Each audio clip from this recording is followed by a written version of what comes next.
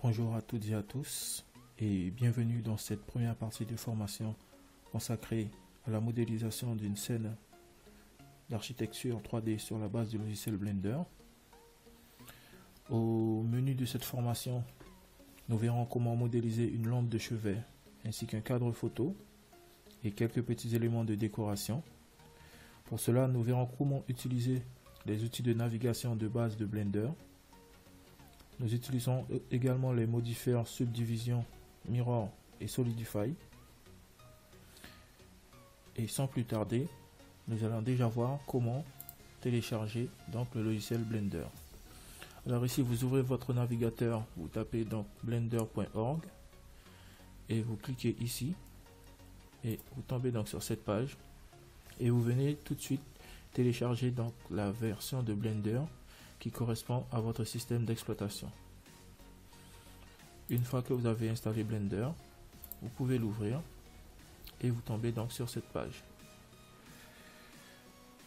Alors, donc pour ce qui est de la navigation, vous aurez besoin d'une souris à molette. Et maintenant ici, vous pouvez suivre toutes les commandes que j'exécute, ce qui est plutôt pas mal. Donc, pour tourner autour d'un objet, vous maintenez le centre de votre molette et vous pouvez ainsi tourner autour d'un objet. Pour déplacer un objet, vous pouvez ici, donc pour zoomer sur un objet, vous faites tourner votre molette également, vous roulez du moins. Pour déplacer un objet, vous pouvez venir avec un clic, donc gauche, tirer et déplacer un objet dans l'un des axes ici. Donc ici on a déplacé l'objet dans l'axe des X. Si on veut le figer, on relâche. Et ici on peut également le déplacer dans l'axe des Y. Donc CTRL Z pour annuler. Pour pouvoir voir en fait l'objet sur une vue de face, vous appuyez sur votre pavé numérique sur la touche 1. Ici nous sommes en vue de perspective frontale. On veut passer en mode de vue orthographique, donc vous appuyez sur la touche 5 de votre pavé numérique et là en fait vous pouvez voir l'objet à plat. Si vous appuyez sur la touche 3, vous verrez la vue de côté ici. CTRL 3, vous verrez l'autre face cachée. La touche 7, vous verrez la vue de dessus. Donc vous avez toujours l'indicatif ici de la vue dans laquelle vous êtes. Et CTRL 7, vous verrez la vue de dessus. Ou CTRL 1, la vue de l'arrière. Voilà pour ce qui est donc des premiers outils. On peut débuter donc notre première partie de la modélisation de notre projet. Alors également pour supprimer donc notre cube ici, vous faites X, supprimer.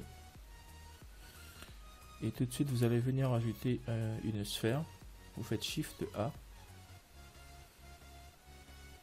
Et vous venez ajouter votre sphère.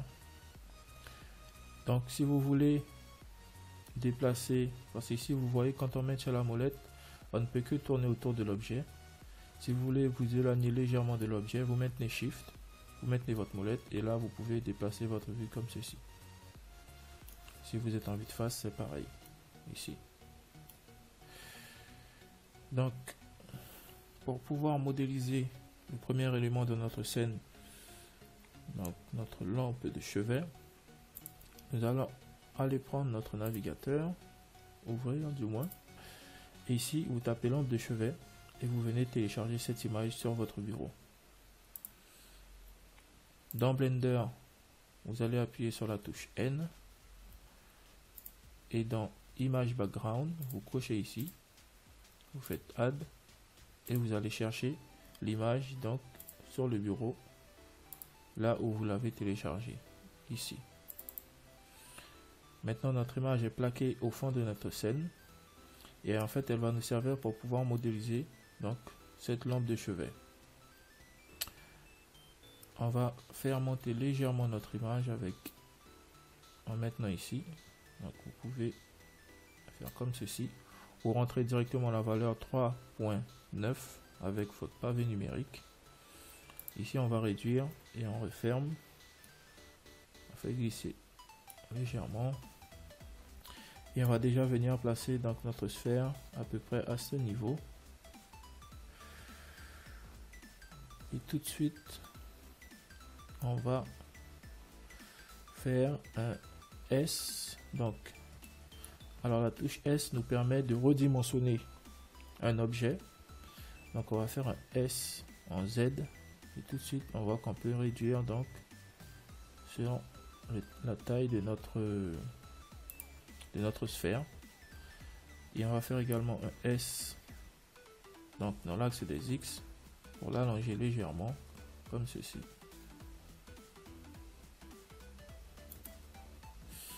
On va passer maintenant en mode édition, puisqu'en fait ici nous sommes en mode objet, donc ça ne nous permet pas en fait de venir influencer directement sur les vertex ou les edges ou les faces.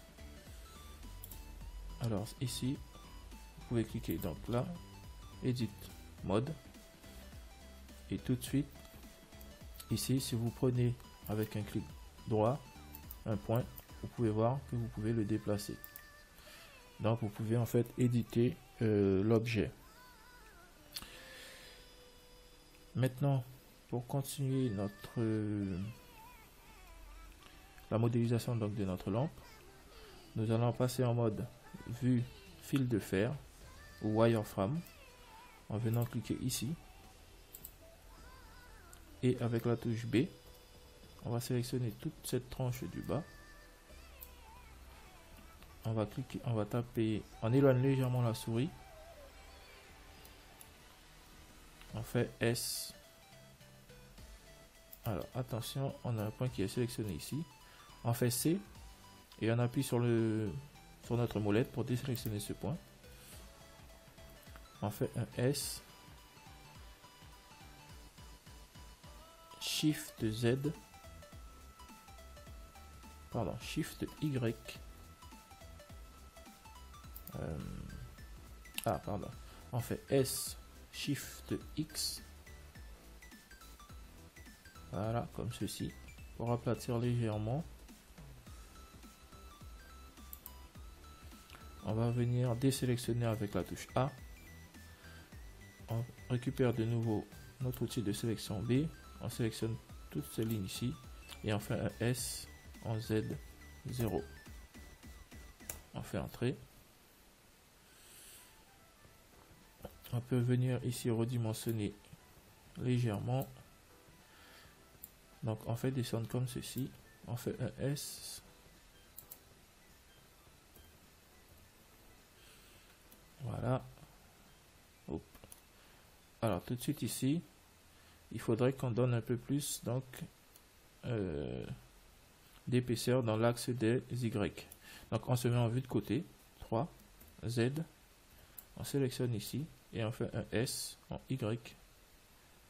Et on fait gonfler comme ceci notre sélection.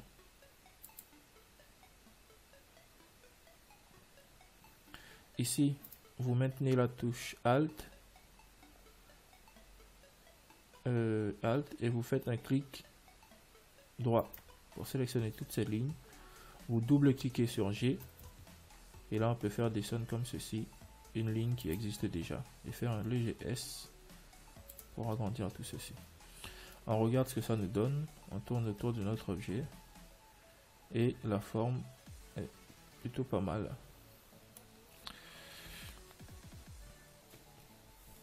Ok. Maintenant, nous allons venir dupliquer cette forme. Nous allons d'abord lui ajouter un modifieur subdivision pour lisser en fait notre objet. Donc pour ce faire, ici dans la petite clé à molette, vous cliquez sur la clé à molette et dans Add modifier, vous venez chercher ici subdivision surface et vous cliquez. Vous appuyez sur la touche T et vous, dans Tool, vous choisissez Smooth. Donc voilà, on a un objet parfaitement lisse. Ici, si on trouve que notre objet est toujours un peu trop plus allongé donc dans l'axe des les X, on peut toujours faire un S en Y légèrement, comme ceci. Et là, on va dire que c'est bon. On se met en vue de face. On fait un Shift D en Z. Et on fait monter. Alors je vais annuler, je vous montre de nouveau. On passe en mode Edit. On sélectionne cet objet, donc clic droit. On passe en mode édition. On fait une sélection générale A. Et là vous faites Shift D. Et vous appuyez sur Z pour faire coulisser donc votre sélection en Z. Alors ici c'est une opération en fait qui nous permet donc de dupliquer un objet. Et là on va venir essayer de suivre les courbes de cette partie du milieu. Donc on passe en mode vue fil de fer. On peut désactiver ici temporairement la visibilité de subdivision pour avoir moins de lignes visibles ici. Donc, vous cliquez là et vous faites un S en Y ou bien un S général plutôt. Là vous pouvez faire un S en Z pour gonfler un peu, un S en X et même déplacer légèrement comme ceci. On va faire la même chose pour celui-ci. Alors vous pouvez cliquer juste sur un vertex ici. Vous restez sur la surface et vous appuyez sur la touche L. Il sélectionne automatiquement tout l'objet. Alors ici, on va venir gonfler légèrement en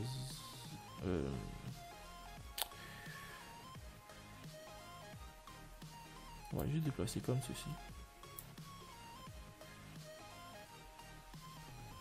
On pourrait éventuellement essayer de suivre les courbes, mais ça risque de prendre beaucoup trop de temps.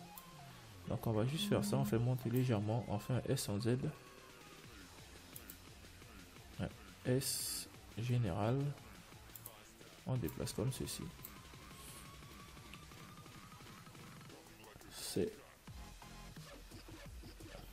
On passe en mode vue solide pour voir ce que ça nous donne. On fait un nouveau S en Y. Essayez d'avoir quelque chose de plutôt. Et là, si vous cliquez de nouveau, votre objet ne perd pas donc son côté très lisse. Et c'est exactement ce qu'on veut. On repasse en mode vue. On repasse en mode edit, pardon. Et là, on va venir dupliquer cette dernière petite partie. Ici, on sélectionne un point. Alors, vous n'êtes pas forcément obligé de sélectionner un point. Il vous suffit juste de laisser votre souris au-dessus de l'objet et vous faites L. Et là, il sélectionne l'ensemble de l'objet. On fait un Shift D, Z et on monte comme ceci. Ici, on va faire un S général et on descend ici.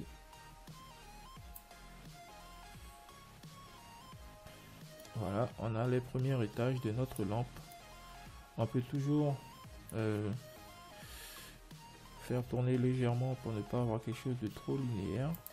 Faire un S en Z, descendre. Ici pareil, on sélectionne, on fait un S en X comme ceci, un S général pour ne pas avoir quelque chose de trop linéaire. Et même on peut tourner légèrement ici comme ceci. A S. Et également, si vous appuyez sur la touche G, du fait que nous sommes en vue de face, on peut déplacer notre objet uniquement donc dans l'axe des X et des Y. Donc notre objet ne bougera pas dans cet axe puisque nous sommes en vue de face. Si je fais G, on peut déplacer notre objet comme ceci. Donc on va le placer là. CTRL S. Alors on va sauvegarder notre progression. Donc vous faites CTRL S, vous arrivez sur ce panneau, vous choisissez bureau et vous nommez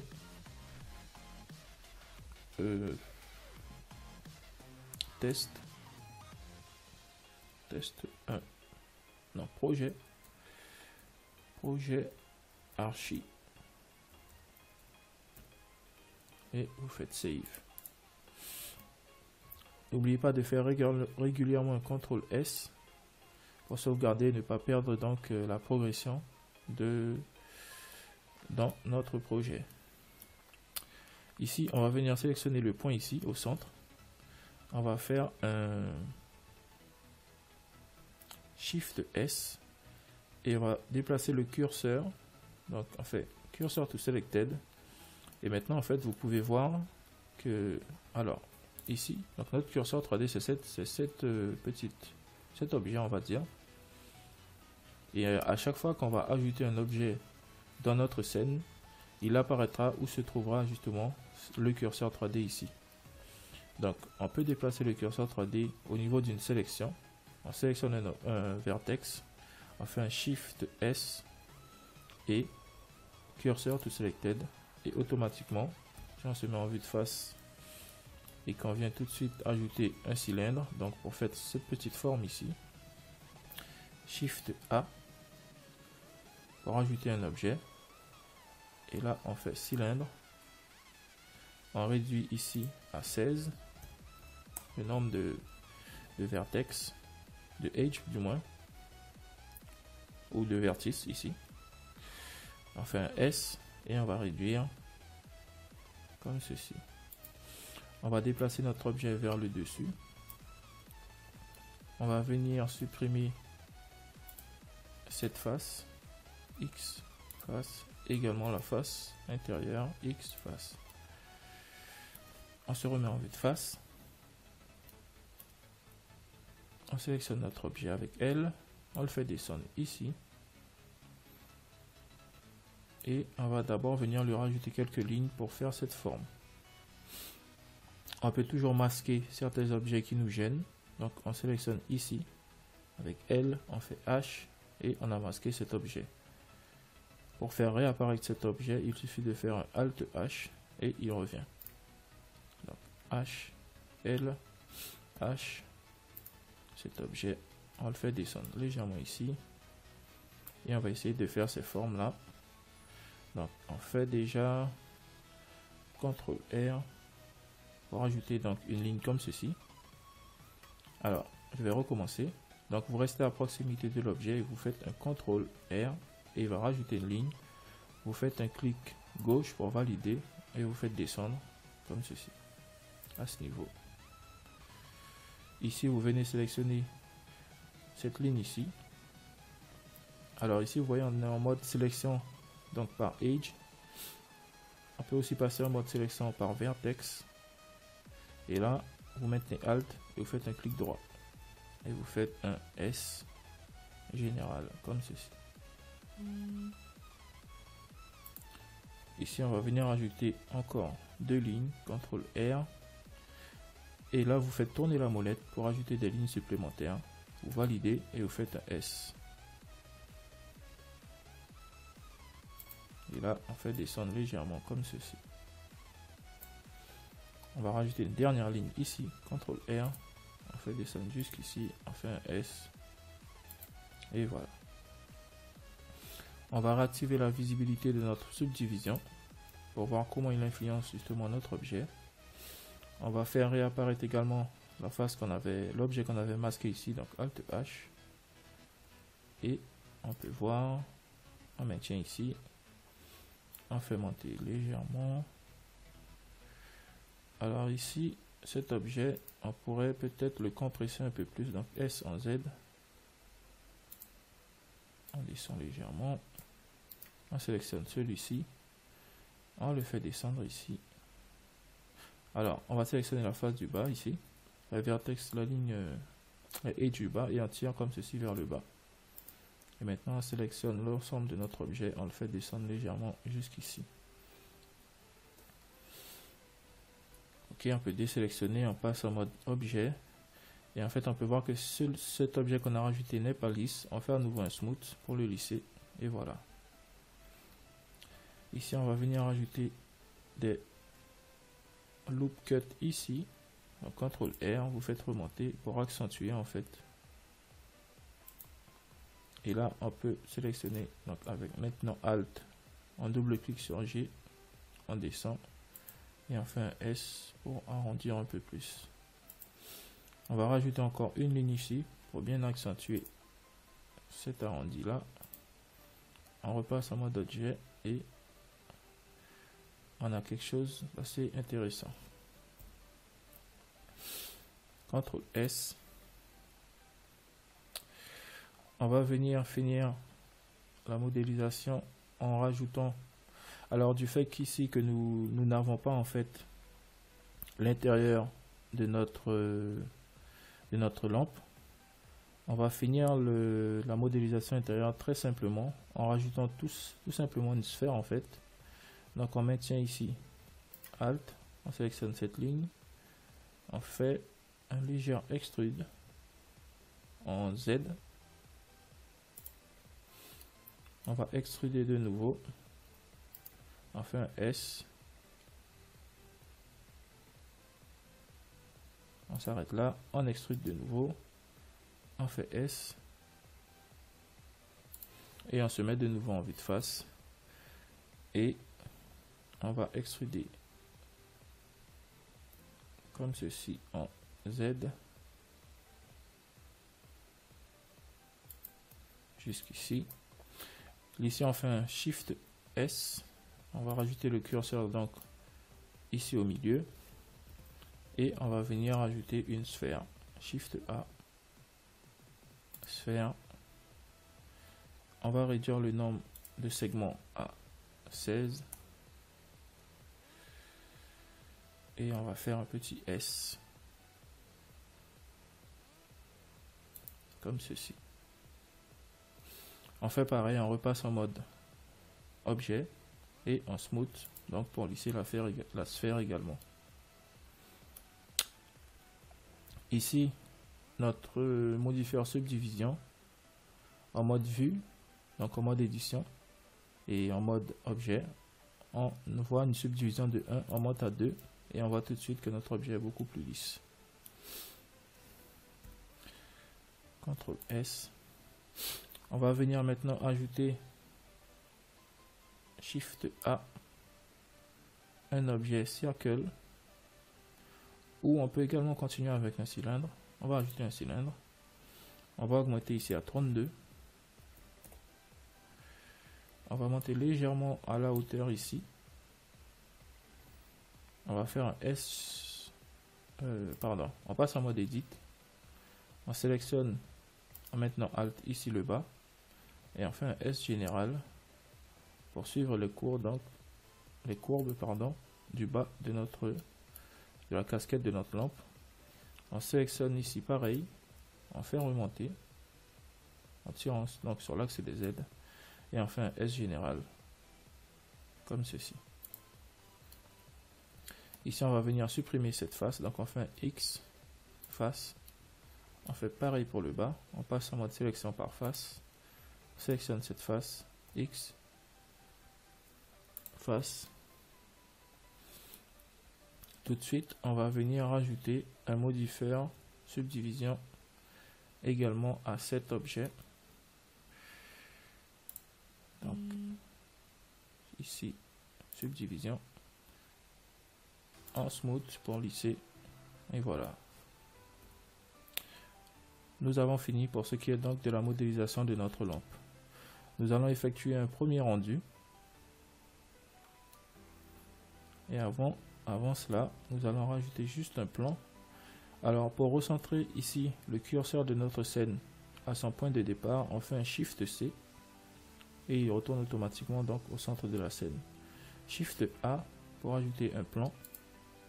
On va étirer ce plan légèrement.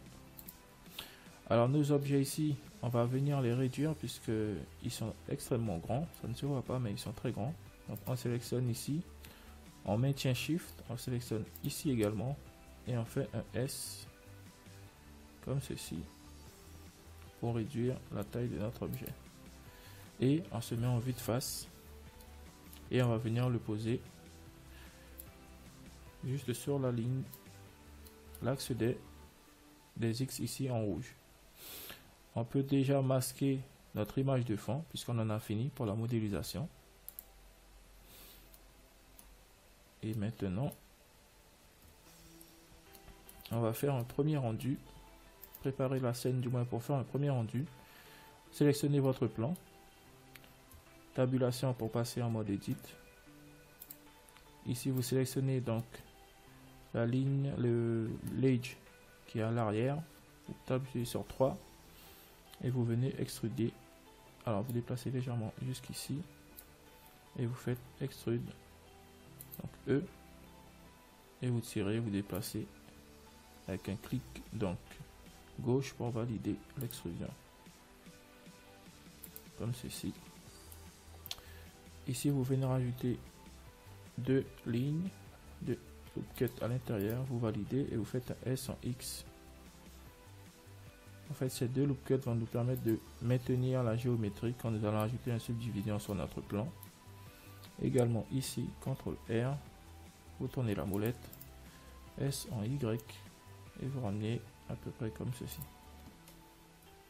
Alors il y a une commande de raccourci pour pouvoir ajouter une subdivision à un objet. Vous faites CTRL 2 et là automatiquement vous pouvez voir ici que notre objet a une subdivision avec une valeur de 2. On passe en mode objet, on fait un smooth pour lisser tout ça. Et ici, on va venir passer tout de suite donc en mode cycle render qui va nous permettre en fait au terme de ces séries de formations d'avoir un rendu photoréaliste de notre petite scène 3D. On va finir ici par modifier les paramètres de notre lampe. Vous sélectionnez la lampe, vous choisissez Use Node, vous choisissez une lampe Aria et là dans rectangle vous choisissez Square, vous montez cette valeur à 5 et ici vous passez à 300 000. On se met en vue de face, on descend légèrement notre lampe, on fait rotation donc R pour tourner. On va maintenant se passer en vue caméra. Donc cet objet ici c'est notre caméra, c'est la caméra de notre scène. Appuyez sur la touche 0 de votre pavé numérique et automatiquement vous passez en vue caméra. Appuyez sur la touche N pour ouvrir donc ce panneau et dans View ici vous cochez Lock Camera to View et maintenant si vous maintenez votre molette et vous essayez de tourner, la caméra suit en fait la position de la souris. Donc on va se placer à peu près comme ceci. On va décocher. On va réduire ce panneau ici. On va venir dans les paramètres ici, le petit appareil photo. Augmenter cette valeur à 100% et dans les paramètres ici donc de sampling, vous pouvez déjà rajouter une valeur de plutôt de 100 pour avoir un aperçu et vous passez en vue caméra et vous faites un F12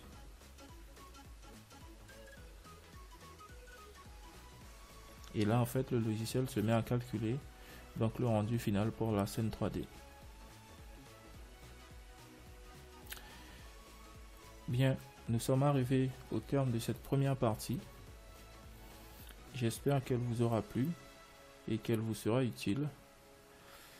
Dans notre prochain cours, nous verrons comment terminer donc notre phase de modélisation en ajoutant un cadre photo et quelques éléments supplémentaires.